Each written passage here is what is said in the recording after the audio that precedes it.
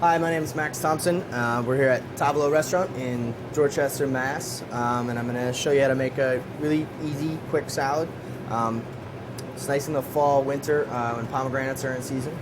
So I guess the first kind of biggest thing to get out of the way, and probably the thing that people have the most confusion about, is how to seed a pomegranate.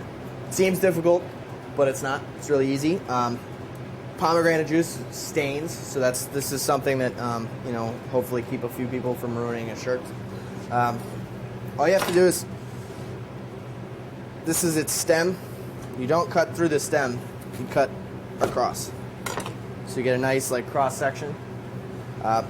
Take a big bowl and a spoon. I just, doesn't matter if it's perforated or not, just a big spoon. And then you can either put gloves on if you want, just to really protect yourself. You put your hand over all the pomegranates, put that down, and you kind of put your hand in the bowl. And then just bang it. And all the splatter just goes on the side of the bowl and doesn't go all over you. And you really want to hit it.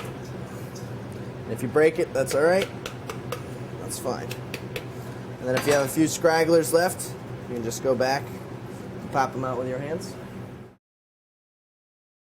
So our pomegranates are done. We'll go with the next step. Is we're going to make the vinaigrette. I've got a little shallot here. Cut it in half through the root. We're gonna dice this very finely so that it's going to go in the vinaigrette and be palatable.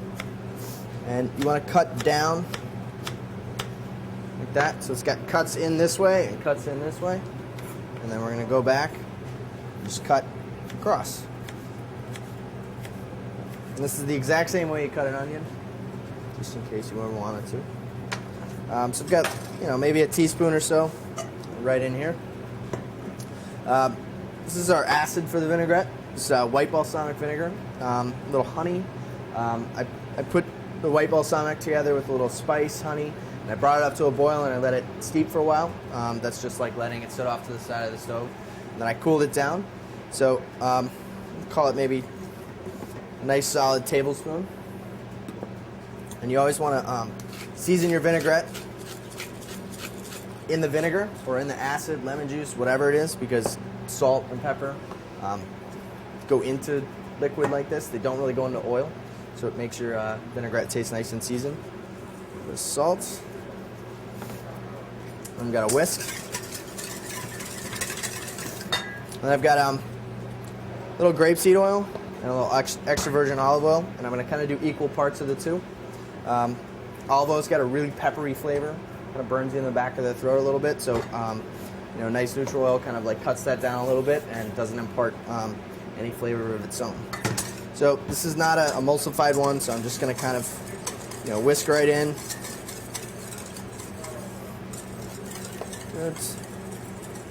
Drizzle in a little grapeseed.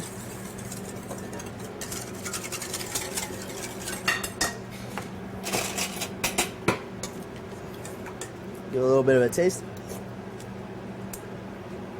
It's good. You want it to be kind of bright, a little bit of punch in your mouth, not really oily.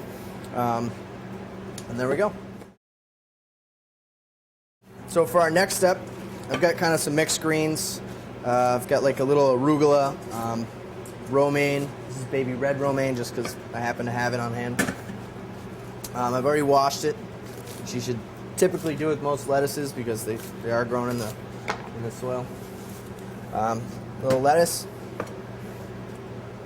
I like to coat my salad greens with a little bit of oil first, a little olive oil. It kind of helps protect the leaves a little bit from the acid of the vinaigrette. So if you're going to do this ahead of time for a family dinner, something, you can make it and it won't be totally wilted by the time all your guests sit down. Salt and pepper. Okay. Got our vinaigrette. Give it a little stir so you get some of that vinegar and the oil. It's not just oil on top. Okay. Just gently fold it.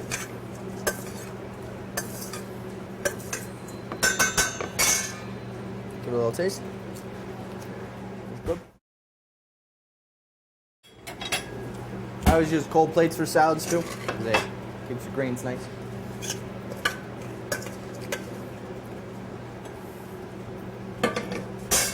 A little bit of our pomegranates. We've got some toasted pistachio nuts. I just put them in a pan, dry, no oil, no nothing. Threw them in the oven for about 5 minutes or so. Yeah, get nice and crunchy. Make sure you hit them with a lot of salt.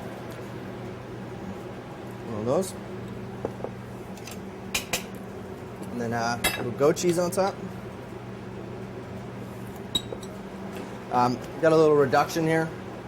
It's a pomegranate syrup. You can buy the pom juice in the store. You throw it on the stove and just reduce that down by half. And this is what you get. It's very tart, very tangy. It still has some sweetness to it. And kind of like just intensifies the pomegranate flavor. And then finally, just a little bit of olive oil on top. And there you go.